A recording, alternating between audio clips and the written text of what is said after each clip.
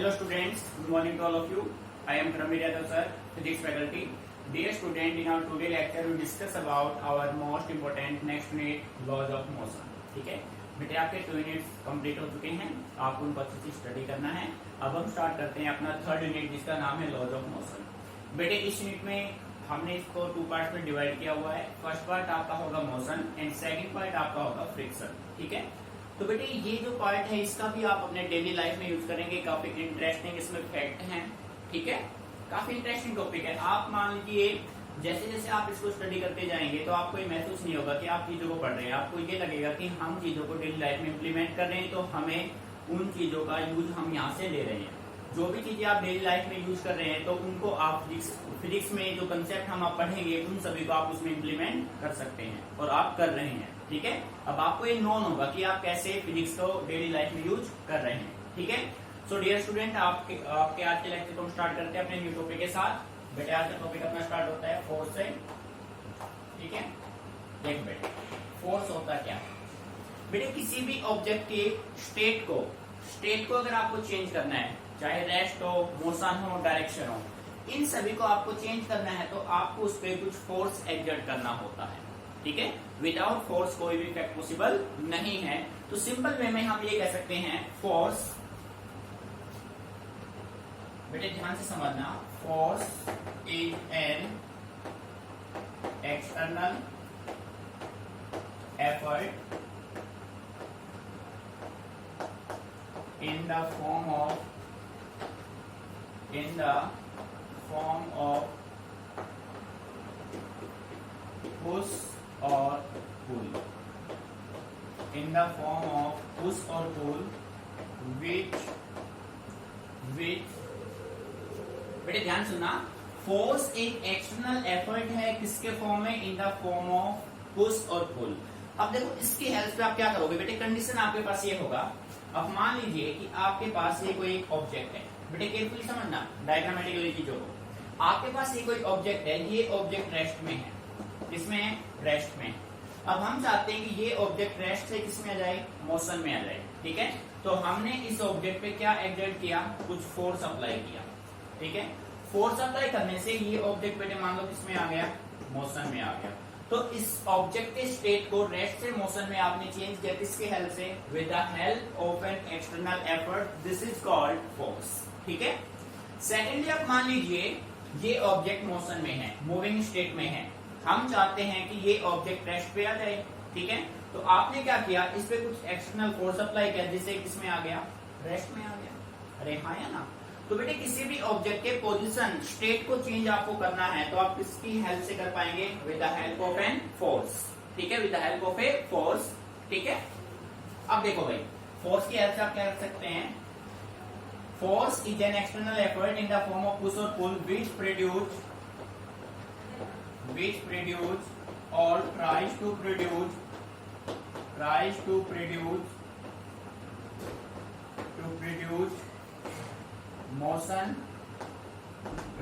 produce motion in a body at rest। ठीक है बेटे, आपके पास मान लीजिए कोई ऑब्जेक्ट रेस्ट पे है और आप चाहते हैं कि वो ऑब्जेक्ट मोशन में जाए, तो किसके हेल्प से आएगा, with the help of an external force. ठीक है, second, which stop or tries to stop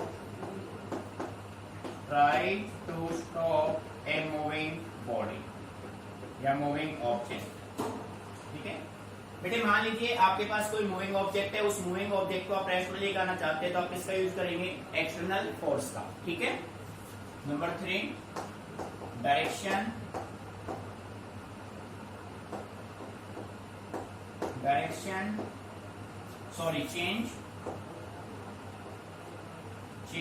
change or tries to change the direction of motion।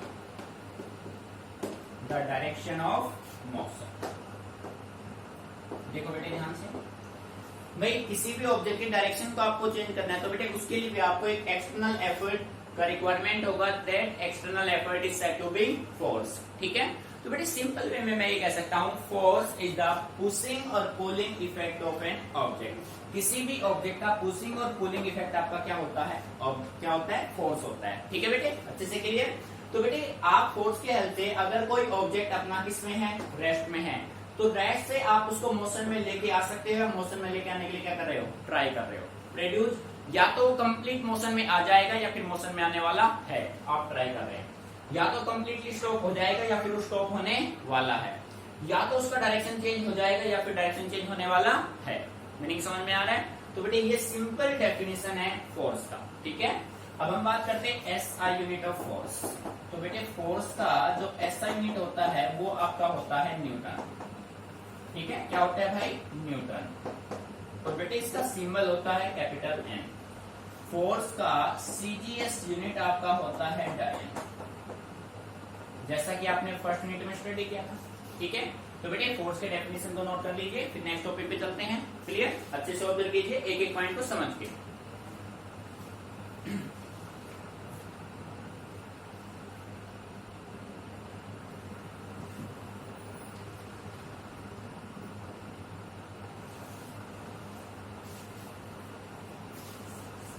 Next topic अपने पास आता है इनर्शिया। ठीक है, ध्यान से समझना है, बिल्कुल अच्छा टॉपिक है। यानी कि आपके पास तीन कंडीशन है, एक आपके पास स्टेट ऑफ रेस्ट है, state of motion and direction. Three words है आपके पास, रेस्ट, मोशन एंड डायरेक्शन। तो बेटे नेक्स्ट टॉपिक अपना बनेगा inertia.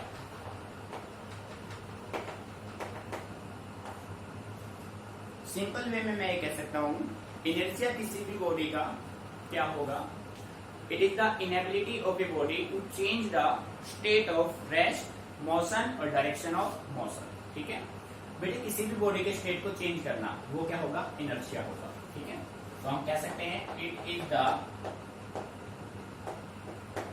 Inability of a body to change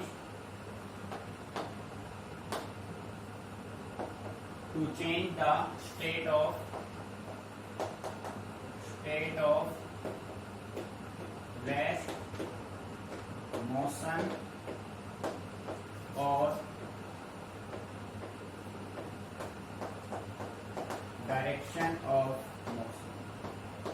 बेटे समझिए ध्यान से, देखो किसी भी बॉडी का वो इनेबिलिटी जिसकी वजह से वो किसको चेंज कर सके, state of rest, state of motion, state of direction.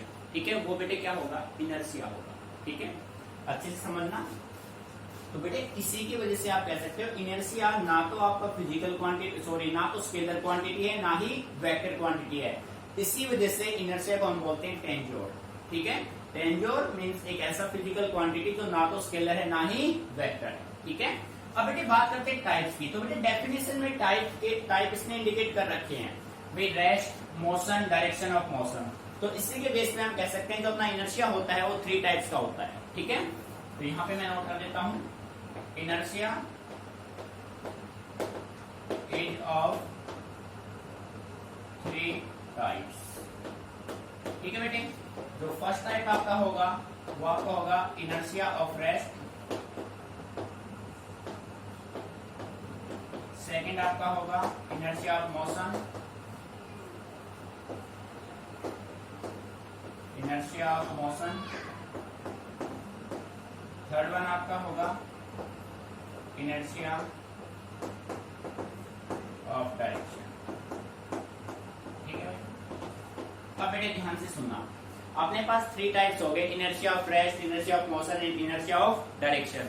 अब तीनों को डिफाइन करते हैं। तो बेटे इनका डेली लाइफ में कहां पे यूज है, इसके लिए हम एक एग्जांपल ले रहे हैं। एग्जांपल को आप केयरफुली लिसन करना, जब आप लिखेंगे, राइटिंग करेंगे तो आपको कोई प्रॉब्लम नहीं होगी। ठीक है, तो बेटे एग्जांपल को ध्यान से सुनना। आप मान लीजिए कि आप एक स्टेशनरी बस में, एक बस है, ये एक बस मान लो। ठीक है, ये एक बस हो गया और ये बस किसमें है, रेस्ट में, स्टेशनरी स्टेट पे। ठीक है, और आप लोग इसमें बैठे हैं भाई, आप लोग इसमें बैठे हैं। ठीक है, क्लियर, बात समझ में आ रही। बस खड़ी है, आप इसमें बैठे हैं। अब ड्राइवर क्या करता है, ड्राइवर सडनली बस को स्टार्ट कर देता है। आप इसमें मान लीजिए भाई कोई पर्सन यहाँ पे खड़ा है, स्टैंडिंग पर्सन है, मुझे स्टैंडिंग मान लो। स्टैंडिंग पर्सन मान लेते हैं हम, ठीक है। अब ड्राइवर, आप जब खड़े हैं बस में, मान लो बस हम ऐसे खड़े हैं तो बेटे हम रेस्ट में ही हैं। अब ड्राइवर सडनली जो है ना बस को स्टार्ट कर देता है। जैसे ही ड्राइवर बस को सडनली स्टार्ट करेगा तो बेटे आप बैकवर्ड जाएंगे। हमेशा प्रैक्टिकल कभी ऑब्जर्व करना, बस में आप जो है ना वो बैकवर्ड जाएंगे, पीछे की तरफ जाएंगे आप ऐसे। मीनिंग समझ में आ रहा है, ठीक है। तो बेटे ये जो होगा ना, आपकी पोजीशन चेंज हुई, पोजीशन किसका, स्टेट ऑफ रेस्ट आपका चेंज हुआ, तो ये आपका होगा inertia of rest, inertia of rest, ठीक है। सेकेंडली, अब सेम बस स्टार्ट हो चुकी है भाई, अब ये बस मोशन में आ चुकी है, ठीक है। अब आप खड़े हैं, बस मोशन में है, आप रेस्ट में आ चुके हैं, बस मोशन में है, ठीक है। अब ड्राइवर सडनली ब्रेक अप्लाई कर देता है। जैसे ही ड्राइवर सडनली ब्रेक अप्लाई करेगा तो बेटे आप एक झटके के साथ आगे की तरफ जाएंगे, जाते हैं ना, कभी प्रैक्टिकली ऑब्जर्व करना इस चीज को। जैसे सडनली ब्रेक अप्लाई होंगे तो आप आगे की तरफ जाएंगे, जाएंगे ना। तो आप अब रेस्ट से किस में आ चुके हैं, मोशन में, तो ये आपको हो गया inertia of motion. Meaning clear हुआ, ठीक है। अच्छा, अब हम बात करते हैं, दो कंडीशन हो गई। थर्ड कंडीशन में अपना बस मूविंग है, अपना बस किसमें है, मोशन में है, और आप मान लीजिए राइट सीट पे बैठे हैं, राइट साइड की तरफ बैठे हैं, सीट पे बैठ गए। अब आप खड़े नहीं है, बैठ गए। अब ड्राइवर सडनली एक सर्कुलर टर्न ले लेता है। तो जैसे ही ड्राइवर सडनली सर्कुलर टर्न लेगा तो बेटे आप आउटवर्ड डायरेक्शन में जाएंगे, बाहर की तरफ जाएंगे। हमेशा प्रैक्टिकली ऑब्जर्व करना इस बात को। जो पॉइंट आपको मैं इंडिकेट कर रहा हूँ बेटे, ये आपके डेली लाइफ से रिलेटेड, आप प्रैक्टिकली इनको ऑब्जर्व करके देख सकते हैं। तो ये आपके 3 टाइप बने, inertia of rest, motion and direction of motion, ठीक है। तो अब 1 बाय 1 इनको हम डिफाइन करते हैं। तो बेटे ध्यान से सुनना केयरफुली। तो बेटे सबसे पहले आप हेडिंग बना लो, सबसे पहले आप हेडिंग बना लो, इनर्शिया की डेफिनेशन नोट कर लो। फिर हम सबसे पहले सोल्व करेंगे इनर्शिया ऑफ रेस्ट को, ठीक है। क्लियर यहां तक, तब कर दें। देखो हेडिंग बना लीजिए सभी बच्चे। First one, inertia of rest. तो डेफिनेशन में कह सकता हूं, it is the inability of a body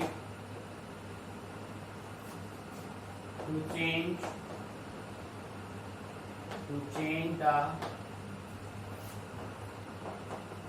state of rest, to change the state of rest itself,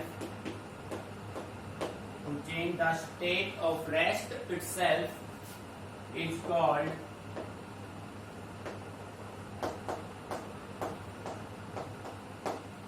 inertia of rest। क्या रहा है मीनिंग समझ में भाई? हम कह सकते हैं कि the inability of a body to change the state of rest itself is called inertia of rest. बेटे देखो डेफिनेशन से इतना अच्छा क्लियर नहीं होगा, तो इसके लिए हम एग्जांपल लेते हैं। एग्जांपल आपको हमेशा देना है, ठीक है। तो फॉर एग्जांपल सपोज मान लेते हैं, suppose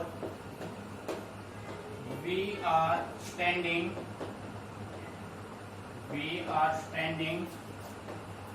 on a stationary bus। बेटे मान लिया, suppose we are standing on a stationary bus and the driver starts the bus suddenly, then we get thrown backward with a jerk। Meaning आया समझ में? बिल्कुल अच्छे से क्लियर हो गया भैया। आप ये मान लो कि आप एक स्टैंडिंग बस में हैं, वी आर स्टैंडिंग, आप खड़े हैं एक स्टेशनरी बस में, ठीक है। And the driver starts the bus suddenly, अचानक से बस को स्टार्ट कर देता है, ठीक है। तो बेटे बस जैसे बस स्टार्ट होगा बस वाइब्रेट करेगा, वाइब्रेट होगा तो आप जो है ना हमेशा बैकवर्ड में जाएंगे। भैया आप आराम से खड़े थे, जैसे सडनली ड्राइवर ने बस को स्टार्ट किया तो आप बैकवर्ड गए। जरूरी नहीं है आप कंप्लीट बॉडी जाए, आपका अपर पार्ट भी जा सकता है, आपका मतलब बॉडी में आपका जो बॉडी जो सिंपल वे में आप रेस्ट में थे तो सडनली आप मोशन में जाएंगे, चाहे आपके पैर वहीं रहे, जरूरी नहीं है आपके पैर वहीं रहे, पैर वहीं रहे पर आपका अपर पार्ट डेफिनेटली जाएगा। तो बेटे ये जो स्टेट होता है ये होता है इनर्शिया ऑफ रेस्ट होता है। आपके पैर वहीं है पर अपर पार्ट बॉडी का किसमें आ गया, मोशन में आ गया। ठीक है, तो बेटे आपको डेफिनेशन के साथ ये एग्जांपल भेज देना है। अगर आपने एग्जांपल यूज नहीं किया तो कंसेप्ट आपका क्लियर नहीं माना जाएगा। ठीक है, मीनिंग क्लियर। ठीक है, तो बेटे सेकंड पॉइंट हम डालते हैं, inertia of motion. Inertia of motion बेटे डेफिनेशन में कुछ नहीं है, डेफिनेशन में जहां पे अपना रेस्ट था बस वहां पे क्या जाएगा, मोशन आ जाएगा। समझ रहे हैं ना बात को ध्यान से। ठीक है, तो ये डेफिनेशन बन जाएगा inertia of motion. So definition note कीजिए, it is the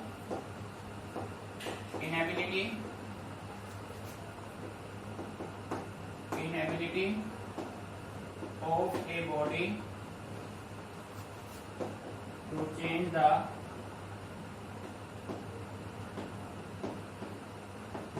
the state of motion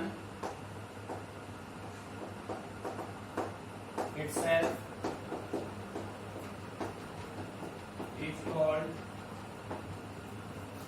is called inertia of motion.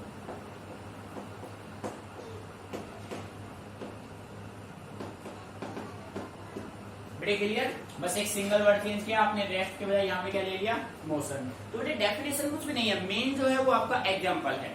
आपको एग्जाम में भी मेन सबसे पहले डेफिनेशन के जस्ट बाद आपको एग्जांपल पुट करना जरूरी है। ठीक है, सो एग्जांपल नोट कीजिए। For example, suppose we are standing on a moving bus. बेटे अब बस कैसा हो गया, मूविंग, वहां पे स्टेशनरी था। On a moving bus and the driver apply brakes suddenly, then we get thrown forward with a jerk। बेटे आया नहीं समझ में। बेटे आप मान लीजिए आप एक मूविंग बस में आराम से खड़े हैं, ड्राइवर अचानक से ब्रेक अप्लाई कर देता है। जैसे ही ड्राइवर अचानक से ब्रेक अप्लाई करेगा तो बेटे आप एक जर्क के साथ आगे की तरफ जाएंगे। हमेशा प्रैक्टिकल इस चीज को ऑब्जर्व करना, जैसे ही ड्राइवर ब्रेक अप्लाई करेगा तो आप आगे की तरफ जाएंगे हमेशा। ठीक है, मीनिंग क्लियर। तो ये आपका होगा इनर्शिया ऑफ मोशन। बेटे नंबर 3 पे हम बात करते हैं inertia of direction. Third type आपका है, ध्यान से सुनना बेटे, इनर्शिया ऑफ डायरेक्शन। देखो बेटे ध्यान से, तो बेटे यहाँ पे डेफिनेशन में कुछ नहीं होगा, डेफिनेशन में मोशन है तो वहां पे क्या जाएगा, डायरेक्शन ऑफ मोशन। ठीक है, it is the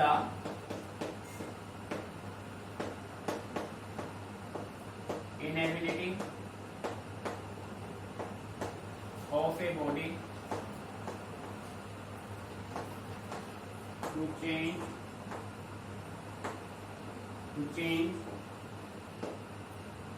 the direction of motion,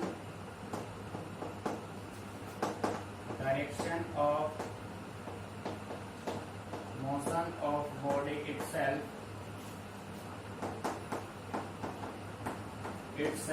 is called inertia of direction। inertia of direction। ठीक है बेटे, तो भाई जहाँ पे मोशन था वहां पे आपने क्या वर्ड यूज कर दिया, डायरेक्शन ऑफ मोशन। क्लियर। तो बेटे इनको एग्जाम्पल से समझना हमारे लिए काफी इजी है। ठीक है, तो यहाँ पे भी आपने एग्जाम्पल यूज किया। Suppose we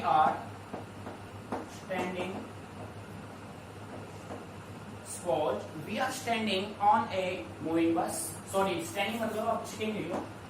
suppose we are sitting in a moving bus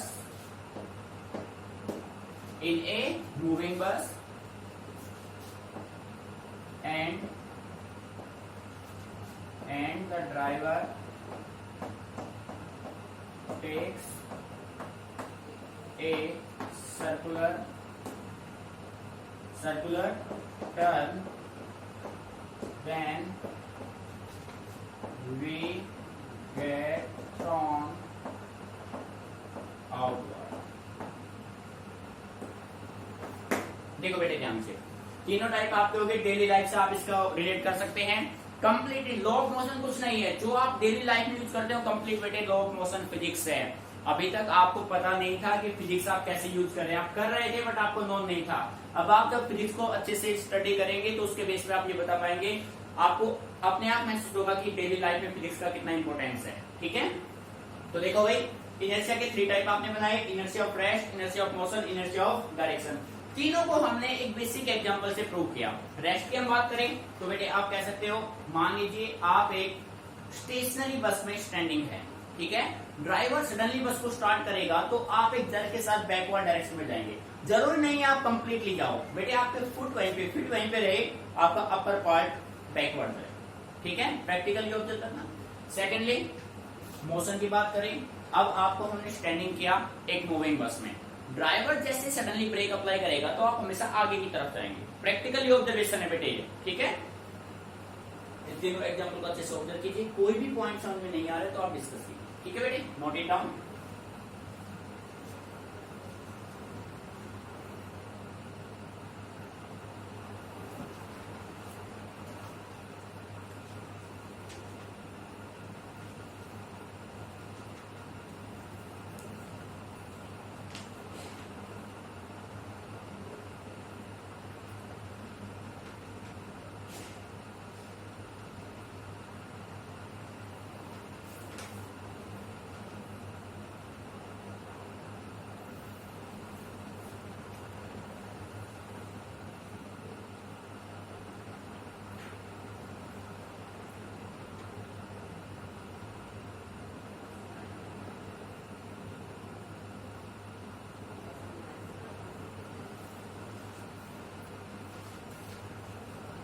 student इसको रफ कर रहे हैं, कंसेप्ट अच्छे से क्लियर है बेटे। देखो आपको रटना है, चीजों को डेली लाइफ से रिलेट करना है, फिजिक्स बिल्कुल इजी हो जाएगा बेटे। फिर आप कहेंगे फिजिक्स से इजी कुछ भी नहीं है। ठीक है, तो बेटे नेक्स्ट टॉपिक अब हम बात करते हैं, जब किसी ऑब्जेक्ट पे आप फोर्स एक्सर्ट करेंगे, फोर्स एक्सर्ट करने से ऑब्जेक्ट मोशन में आएगा तो वो एक्वायर करेगा मोमेंटम। ठीक है, तो बेटे नेक्स्ट टॉपिक अपना बनेगा लीनियर मोमेंटम।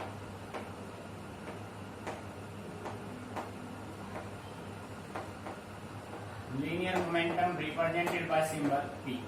ठीक है बेटे, कोई किसी ऑब्जेक्ट पे जैसे आपने कुछ एक्सटर्नल एफर्ट ऐड किया, कुछ फोर्स एक्सर्ट किया, वो ऑब्जेक्ट कुछ वेलोसिटी एक्वायर करेगा, अपना उसका खुद का कुछ मास होगा, तो हम कह सकते हैं ऑब्जेक्ट ने क्या एक्वायर कर लिया, मोमेंटम। मोमेंटम में है वो। ठीक है, मोमेंट कर रहा है। सो डेफिनेशन में कह सकता हूं, the quantity of motion, the quantity of motion possessed by a body is called momentum। ठीक है बेटे, किसी भी बॉडी में जो मोशन प्रोड्यूस होगा, प्रोसेस होगा, वो उसका क्या होगा, वो उसका मोमेंटम होगा। ठीक है, तो मैथमेटिकली मैं कह सकता हूं, और मैं ये कह सकता हूं मैथमेटिकली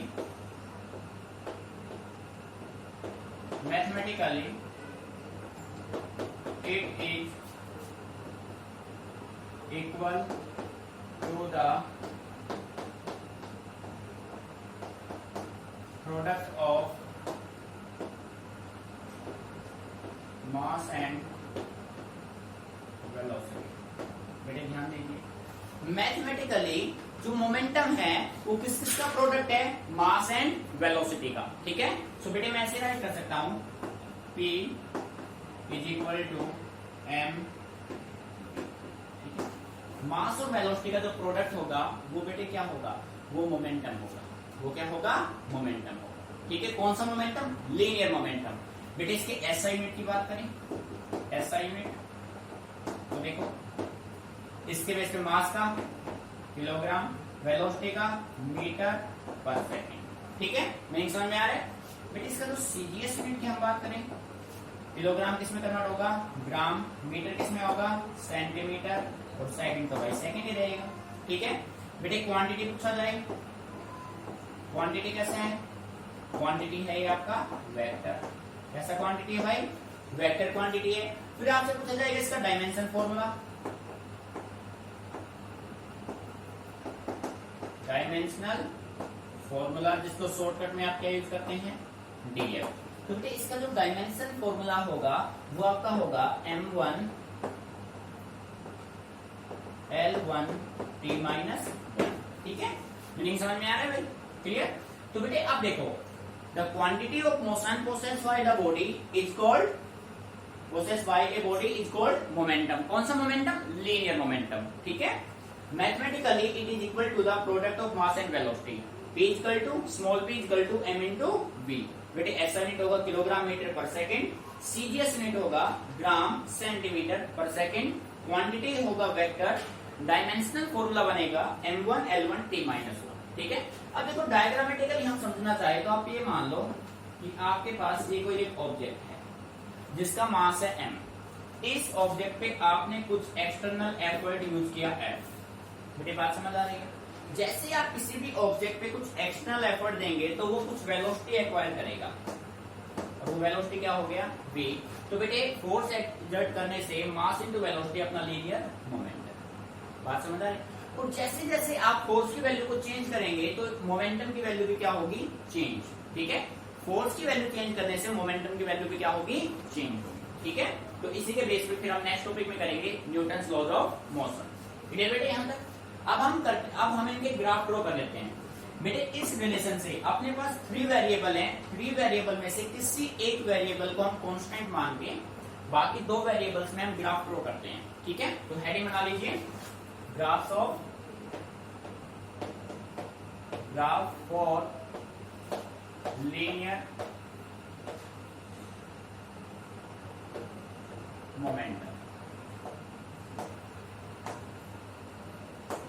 बेटे फर्स्ट जो होगा आपका, फर्स्ट देखो, फर्स्ट में देखो हमने एक ग्राफ बनाया, यहाँ पे आपने लिया लीनियर मोमेंटम p, ओरिजिन, और बेटे यहाँ पे मान लो आपने ले लिया वेलोसिटी। जब आप लीनियर मोमेंटम p और वेलोसिटी में ग्राफ ड्रॉ करेंगे तो बेटे m क्या होगा, कांस्टेंट। m क्या होगा, कांस्टेंट, मास कांस्टेंट हो जाएगा। तो आप देखो बेटे जब मास कांस्टेंट है तो जो लीनियर मोमेंटम p होगा वो डायरेक्टली प्रोपोर्शनल किसके होगा, v। तो जो बेटे डायरेक्टली प्रोपोर्शनल रिलेशन होता है तो ग्राफ हमेशा कैसा बनेगा, स्ट्रेट लाइन, और पास किससे करेगा, ओरिजिन से। स्ट्रेट लाइन बनेगा, बिल्कुल ग्राफ कैसा बनेगा, स्ट्रेट लाइन। ठीक है, इसका मतलब आप ये कह सकते हैं कि जो p है वो किसके प्रोपोर्शनल है, v के। बेटे आ रहा है मैंने समझ में, ठीक है ना, क्लियर यहाँ तक। अब देखो सेकंड आपने बनाया, सेकंड हम ग्राफ ड्रॉ करेंगे, ये अपना ग्राफ बनेगा स्ट्रेट लाइन, स्ट्रेट लाइन। बेटे सेकंड कंडीशन में आप ऐसा कर लो, वेलोसिटी को क्या मान लो, कांस्टेंट, तो किसका ग्राफ बनेगा, m का। जो v कांस्टेंट है तो p किसके प्रोपोर्शनल होगा, m के। तो डियर स्टूडेंट यहाँ पे आपका हो गया p, यहाँ पे हो गया m, और v को आपने मान लिया कांस्टेंट। तो प्यारे बच्चों इसका भी ग्राफ कैसा बनेगा, straight line, p proportional m। ठीक है भाई, तो ये भी स्ट्रेट लाइन। बेटे आ रहा है मीनिंग यहाँ तक समझ में, कोई प्रॉब्लम। ठीक है, अब देखो थर्ड वन जो आपका बनेगा, अब हम ऐसा करते हैं, अब हम इन दोनों के बीच में ग्राफ रिप्रेजेंट करेंगे। बेटे p को अगर आप कांस्टेंट मान लोगे तो v और m कैसे वेरी करेंगे, इनवर्सली। तो आप ये कह सकते हैं यहाँ पे v, ओरिजिन, m, तो ग्राफ आपका बनेगा नॉन लीनियर, यानी कि यहाँ पे p आपका है कांस्टेंट। जब डियर स्टूडेंट p कांस्टेंट होगा तो आप कह सकते हैं m1 v1 is equal to m2 v2, और सब किसके बराबर होगा, कांस्टेंट। और बेटे ग्राफ कैसा बनेगा, नॉन लीनियर। ग्राफ कैसा बनेगा भाई, नॉन लीनियर। ठीक है, सो बेटे एक बार इसको अच्छे से समझ लीजिए ग्राफ को, कोई भी प्रॉब्लम आती है तो डिस्कस करो।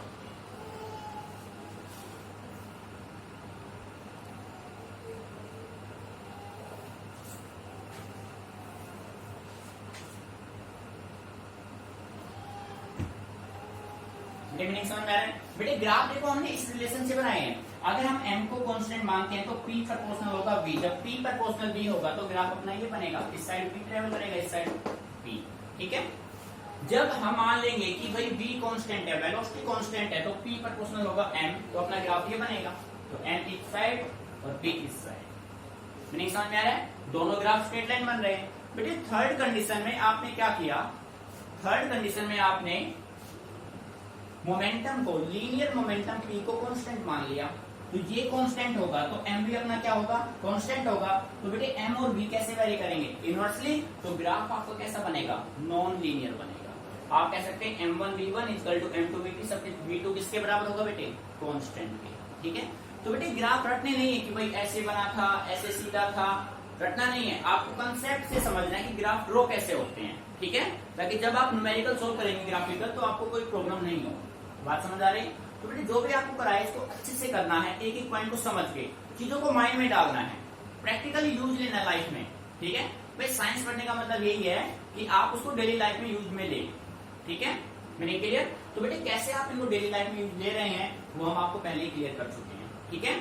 एक एक पॉइंट को अच्छे समझना है, कोई भी पॉइंट आपको समझ में नहीं आता है तो आप मेरे से डिस्कस कीजिए, रटना कुछ नहीं है, हमेशा अंडरस्टैंडिंग कंसेप्चुअल बनिए, ठीक है।